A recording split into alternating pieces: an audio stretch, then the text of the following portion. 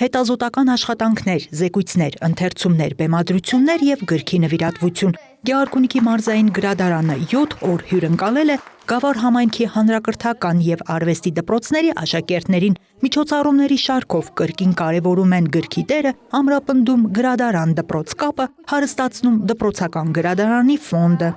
Գիրքը գիտելիքի, մշակույթի և լեզվի կրողն է, և մենք կարևորում ենք այնպիսի միջոցառումների իրականացումը, որոնք ոչ միայն հետաքրքիր են, այլև կրթական մեծ նշանակություն ունեն։ Հանրակրթական դպրոցների աշակերտները հնարավորություն ունեցան իրականացնելու տարաբնույթ հետազոտական աշխատանքներ, ուսումնասիրություններ, ոչ միայն դպրոցական ծրագրերով նախատեսված հեղինակներից, այլ նաև ծրագրերից դուրս։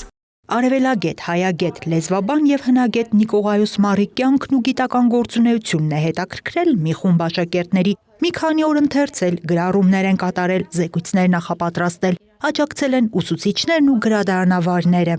Գրադարանում լինելը շատ հետաքրքիր բան է։ Մենք անցանք Մարի մասին, որը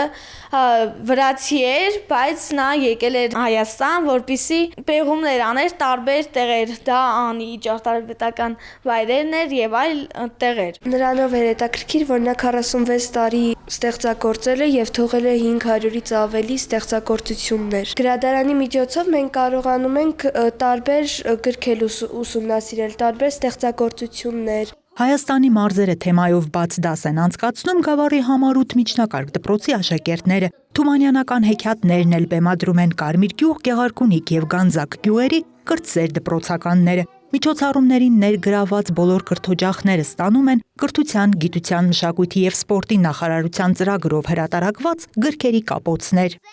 Անահիտ Կարյան, Սարգիս Ալավերդյան, Աշոտ Չատիկյան, լուրերի համար։